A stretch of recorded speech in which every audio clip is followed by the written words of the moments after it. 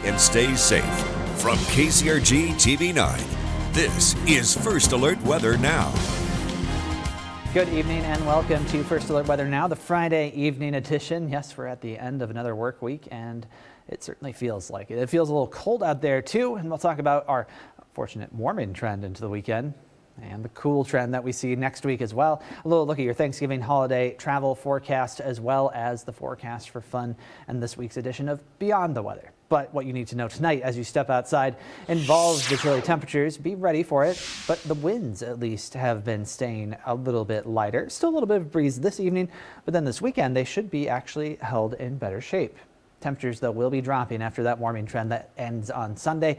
A cold front on Monday brings a little bit of precipitation chance, perhaps, and much colder temperatures. And by Thanksgiving, another little drop in temperatures will be in our path for the end of next week. But we're also keeping a very close eye on your Thanksgiving travel outlook. Plenty of low clouds out there this evening. Our Marion City Cam shows that very well. There is a back edge to them, and it has been slowly moving eastward, but I think that progress will actually be quite slow over the next several hours. It's not till tomorrow where it may have a better chance to clear up. Temperatures in the mid-30s right now, 34 in Cedar Rapids, same in Waterloo.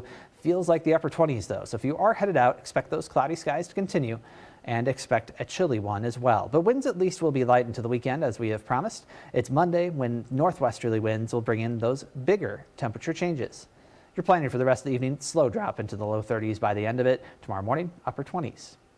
Now it is the weekend. Time for a little bit of fun, and meteorologist Joe Winters has tonight's forecast for fun. Approaching the weekend, and it is the weekend before Thanksgiving. If you have some time in between preparations you're making, you may want to do some fun activities. So here's a look at our forecast for fun. That could include a walk this weekend, and I really recommend it on Saturday and especially Sunday. Temperatures will be nice. The winds not particularly strong. They do strengthen on Monday, and with a mid-50-degree reading on Sunday, that looks pretty nice. Again, skies are expected to be overall mostly cloudy. Some peaks of sun here and there. Don't forget tonight, it is Pink Friday in Charles City. Through the day now, it's been going on, still goes on tonight. It's going to be great with shopping again. Shop small first. Shops are decorated and northwest winds are lighter. Should be a nice evening to get out yet in Charles City. The Vintage Estate Flea Market went on Friday, and it goes on Saturday as well. If you didn't make it out, want to check on the next buy. 45 degrees on Saturday. Should be a nice dry day to be out at the flea market as well. Now, college kickoff forecast does look like some rain could be around for Maryland. 41 degrees as Iowa kicks off at 11 o'clock. West winds at 10 to 20. 1 o'clock kickoff for UNI outside the dome, 31. Inside the dome, about 72 with light winds. And Iowa State, of course, heads to Utah, takes on the Utes. 46 degrees. That's a 6:30 kickoff. Expecting southeast winds at 5 to 15. Yet another great weekend of college football, but those are winding down as well. And that's how we wind down your forecast for fun. Now, your First Alert forecast with meteorologist Corey Thompson. As we wind up the weekend, fortunately, not a lot to worry about. Your first alert over the next 24 hours, all green across the board. That means weather impacts will be limited as we head into the weekend. That should hold actually for a little while, thanks to a quieter at least portion of our weather pattern in the next couple of days. Our Prairie du Chien City Cam, though, illustrates the same thing we just showed you in Marion. Those low clouds reflecting those city lights. Don't be shocked, maybe if you feel just a little hint of drizzle. We saw that early this morning. Then as temperatures warmed a little bit, that became less likely. Now as temperatures get a little bit cooler, close to those dew points, we may see that attempt again, but I think it's going to be pretty limited if it does take place. Temperatures in the 30s, all above freezing, so we're not worried about freezing conditions, at least at this point. Winds out of the northwest between 5 to 15 miles per hour. They were lighter today, and they're going to stay lighter tonight. Only about 5 to 10 as we head through the overnight hours. We'll keep it mostly cloudy, though. It's our western fringes that could actually see a little bit of clearing. That's why you see that temperature warmest in the east at 30 in Maquoketa, 27 in Tama and Charles City. Everyone running just a handful of degrees above normal for this time of year. Here's where we are this evening. Clouds extensive. A few pockets of clearing will try to develop, and that back edge tries to make more eastward progress. Notice that a few more clouds move in from the northwest as well. Those are coming up at higher levels. This main bank of clouds is at the lower levels, but eventually 9 o'clock tomorrow, we're seeing a little bit of erosion, and then especially toward the afternoon, I think the source of those clouds, the storm system that's been plaguing us over the last couple of days, really moves far enough away. We should hopefully catch a break. Now, this time of year, we sometimes get those clouds being a little more stubborn than we expect, so there is that outside chance. But I think by tomorrow afternoon, we'll have a decent shot at seeing some sun. Now tomorrow evening, more clouds move in from the northwest. Likely not as thick and extensive as the ones that we're dealing with right now, but they will be there as we head into Sunday. Southerly winds will also be there, though, and that will actually give us a little boost in temperatures, especially with any sun we can see. Now, temperatures tomorrow, we'll already see that boost. 49 in Oskaloosa, 43 in Prairie du Chien. So all this above normal by a handful of degrees. We'll call it partly cloudy on average. Winds out of the southeast between about 5 to 10. That boost on Sunday pushes us into the mid-50s in some cases, which will certainly feel a lot warmer than we have, and it will be the warmest weather over the next several days too.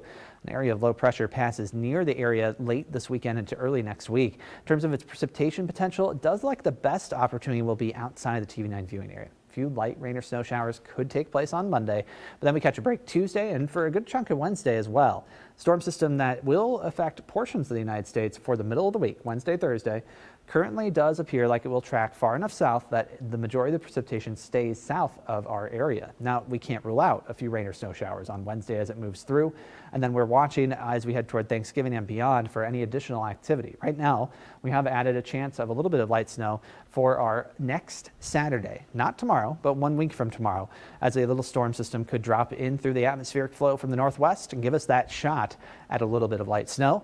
Otherwise, the big story of the 9-day is the drop in temperatures. We're looking at a substantial one where highs will only be in the 20s by next week, lows down in the teens. Now, extreme weather has been hitting much of the country over the past several days. Intense storms affecting both coasts. Snow is covering much of the east coast. In the west, an atmospheric river bringing heavy rain, causing some flooding and mountain snow and mudslides as well. ABC's Zoreen Shah reports on what this could mean for your Thanksgiving travel.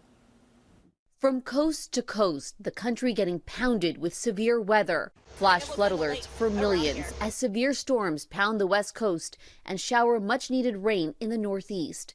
Houses flooded, cars submerged in feet of water in Northern California as treacherous storms bring down over 17 inches of rain. Drivers in Santa Rosa, California, with no place to go. People in the medical center and also people here in the inn and suites are currently stuck because this is the only way out at this time.